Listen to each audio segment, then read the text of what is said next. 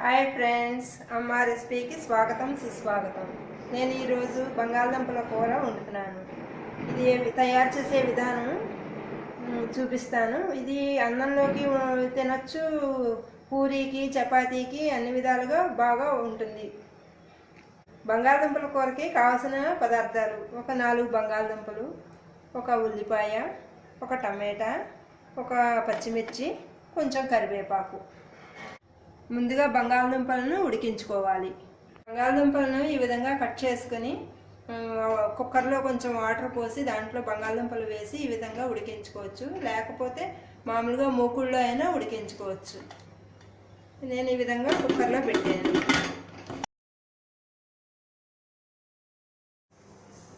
బంగాళదుంపలు ఉడికించడానికి 2 విజిల్స్ చాలు. ముందుగా అవి ఉడికేలోపు పోపు పెట్టుకుని ఇవన్నీ బాయిల్ చేసుకున్నాము, ఉడికించుకున్నాము. ముందుగా స్టవ్ వెలిగించి మూకుడు పెట్టి దాంట్లో కొంచెం నూనె ఆయిల్ వేయాలి. సరిపడా ఆయిల్ వేసుకోవాలి. నెక్స్ట్ పోపు దినుసులు శనగపప్పు, మినపప్పు, ఆవాలు, 2 మిరపకాయలు, 2 మిర్చి ఇవన్నీ అందులో వేయాలి.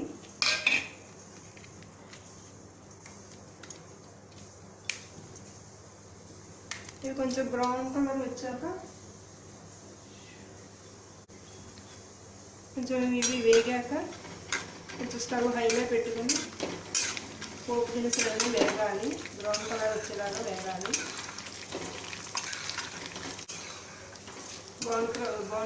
బ్రౌన్ కలర్ వచ్చాయి. ఇప్పుడు ఆనియన్స్, పచ్చిమిర్చి, కరివేపాకు వేసి అది వేగేలాగా పెట్టుకోవాలి. చిటికెడు పసుపు,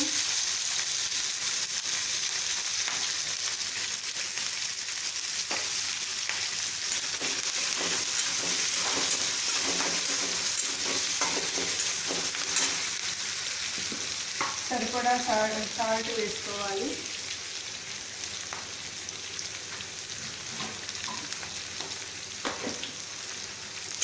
వేసుకొని వేగేదాకా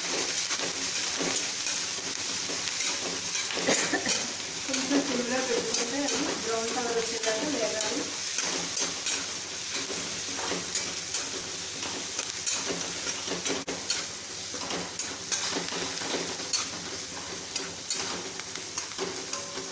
ఆనియన్స్, పచ్చిమిరపకాయలు, కరివేపాకు బ్రౌన్ కలర్ వచ్చాయి. ఇప్పుడేమో ఈ ఒక టమాటా కట్ చేసాం కదా, ఈ టమాటా ఇందులో వేసేయాలి. ఇప్పుడు కొంచెం వేగేదాకా ఉంచాలి. ఇది టమాటా కూడా కొంచెం వేగేదాకా ఉంచాలి.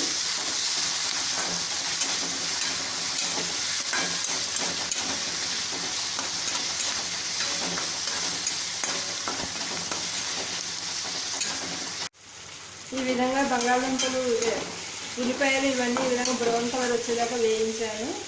ఇప్పుడు ఉడికించిన బంగాళదుంపలని ఈ విధంగా ఇందులో వేయాలి.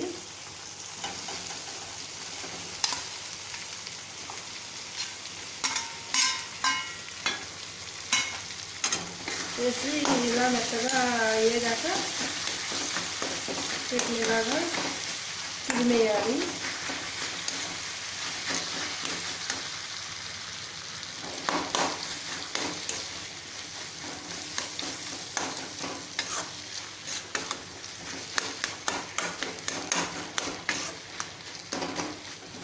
బాగా కలిసేదాకా కలిపి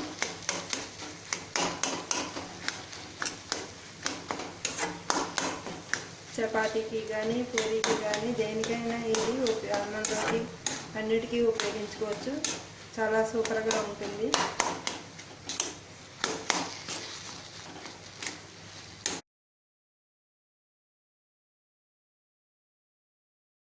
మిక్స్ అయిన కూరని బంగాళదుంపలని బేసన్లో తీసుకుని